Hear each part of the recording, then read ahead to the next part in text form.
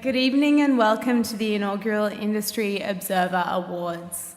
It is a huge and surreal honour to be opening the first ever Industry Observer Awards, which seeks to shine a light on the machine behind the sparkle. In case you're wondering who on earth I am and why I'm making this address, my name's Holly Rankin and I'm the woman behind Jack River and this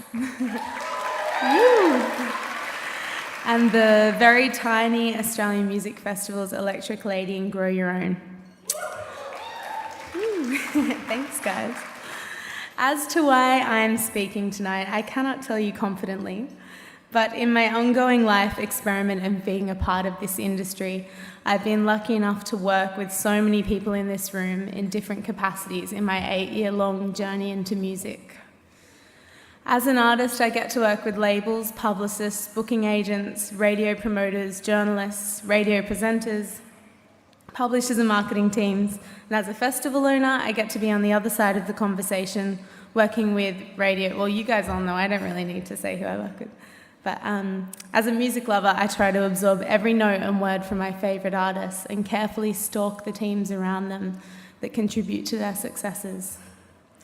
Luke, in all his genius, thought I could offer some thought on why this night and this idea is so important.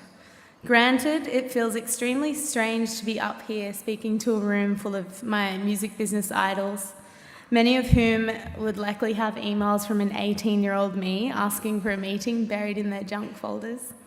Be a fun exercise. And many of whom have done what I've done a million times over and much better. But to begin, I'd like to extend a huge thank you to Luke Gerges and his team for creating these awards from scratch.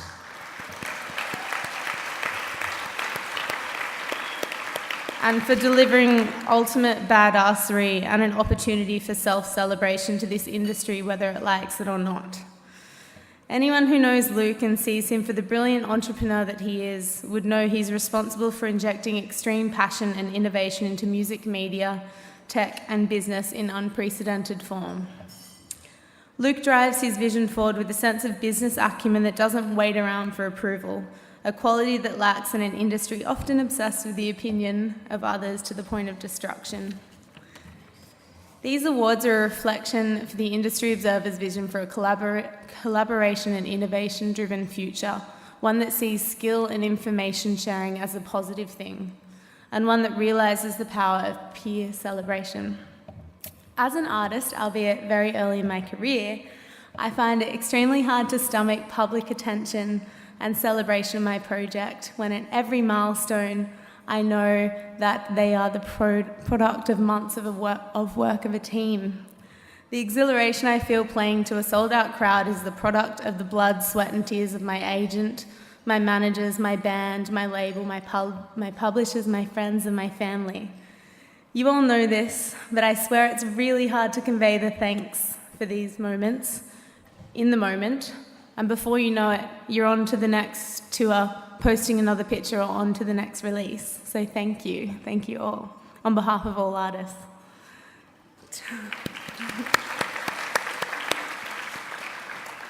So tonight is a moment to log out and look around at the sea of amazing humans we all work with, and perhaps think about the kind of industry and culture we want to build moving into a very unpredictable future.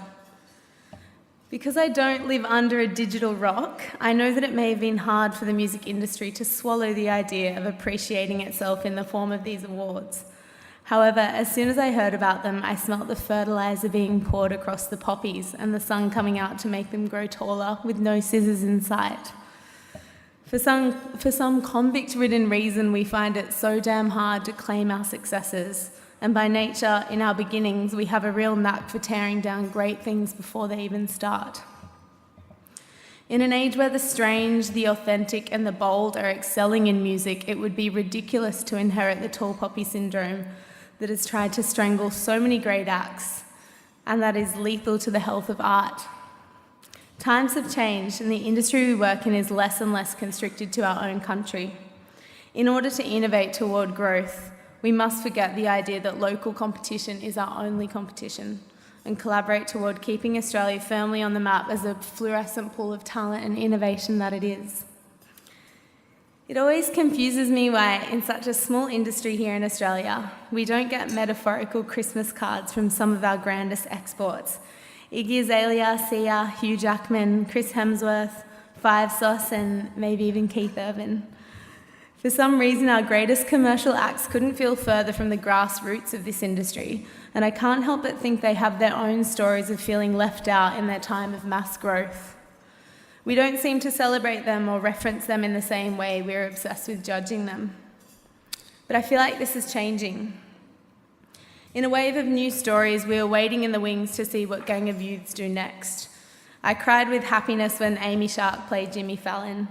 We're all stoked to see what kind of board Flume is surfing on, and I'm patiently awaiting Nick Cave's next tour. And we're all hungry for a ticket to Dune Rats or Vancy at Horden. On our industry level, we're witnessing a mass coming together of women, which is extinguishing the age-old cultural idea that poses women against each other or subliminally infers that there can only be one female star of the show or the lineup or the playlist.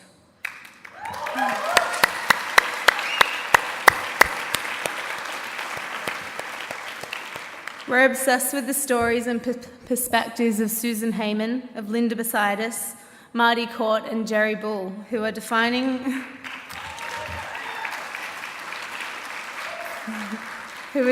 what it means to be a woman at the top. They're inclusive, imaginative and powerful by nature.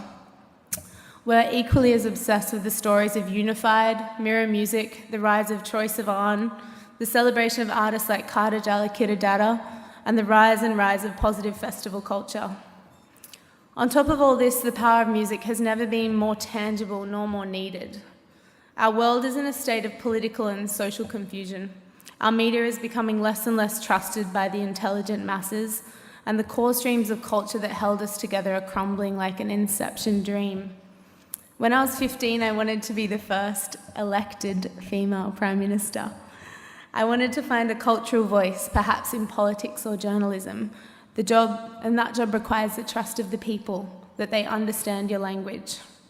When I was 15, though, I didn't know that the world was about to change. That MySpace would inadvertently birth Facebook, which would inspire Twitter, SoundCloud, Spotify, and Apple Music. And that in 2018, the voices that power cultural conversation are strangely the voices of musicians. I'm not professing that cultural voice equals power or that it garners a sense of control.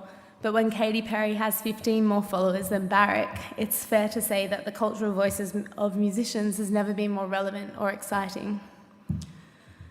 And standing here tonight, I can confidently profess that, to me, there is no greater cultural power than the power of music, and nothing more important than the people who have the artistic and industrial power at their fingertips. That is this industry and all of you in the room tonight.